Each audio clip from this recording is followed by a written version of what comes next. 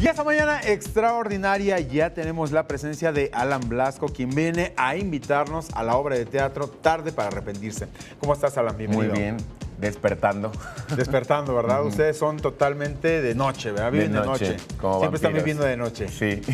Alan, pues tú eres dramaturgo y eres director de esta obra. Cuéntanos, ¿qué es Tarde para Arrepentirse? Tarde para Arrepentirse es una comedia que habla ante todo de las relaciones humanas en decadencia, del valor que le damos a las amistades cuando están por acuerdos tácitos.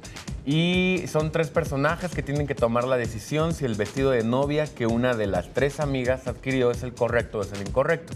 Sabemos que la compra del vestido de novia cuando hay un ambiente de boda es bastante decisivo, y cuando son tres amigas las que tienen que tomar la decisión con pensamientos diferentes, que es una política, una escritora y además una comprometida de matrimonio, pues es complicado y se arma la Tercera Guerra Mundial, cada una apuntándose con su mejor artillería. Ah, de plano, tanto así. ¿Cómo es, por ejemplo, el personaje de cada una de ellas? ¿Y por qué tanto conflicto para poder elegir un vestido de novia? O sea, ¿y por qué tanto ya llegar a niveles catastróficos como una Tercera Guerra Mundial? Sí, porque es una política que piensa en el sistema, es una comprometida a matrimonio que piensa en los sueños, la ilusión, los hijos, en el hogar, y es una escritora que quiere escribir la mejor novela del mundo, permeada en todo este ambiente intelectual. Entonces, cada una ha tenido distinta línea de vida.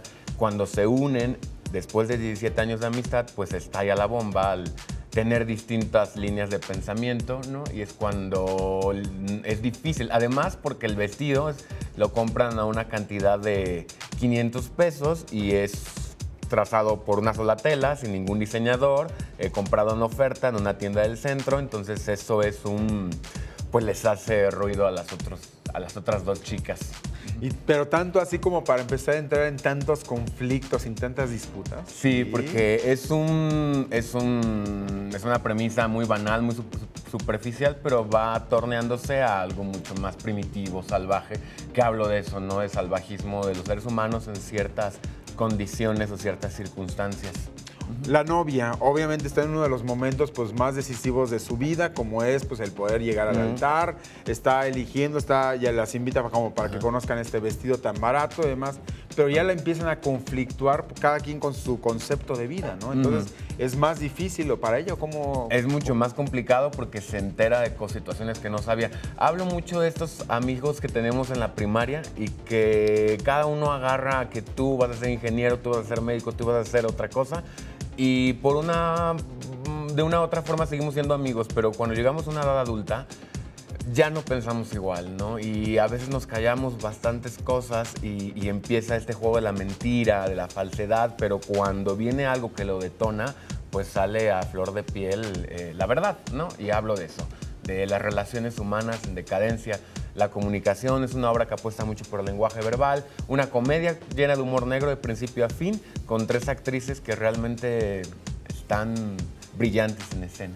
Alan Blasco, ¿dónde se están presentando y qué días? Estamos en el Círculo Teatral todos los martes a las 8:30 de la noche. El Círculo Teatral está en la Colonia Condesa. Es el círculo de Alberto Estrella y Víctor Carpinteiro, y ahí nos pueden encontrar hasta junio, martes 8:30. ¿Qué actrices participan? Anaí Corti, Estefanía Humada y Anaí Dávila.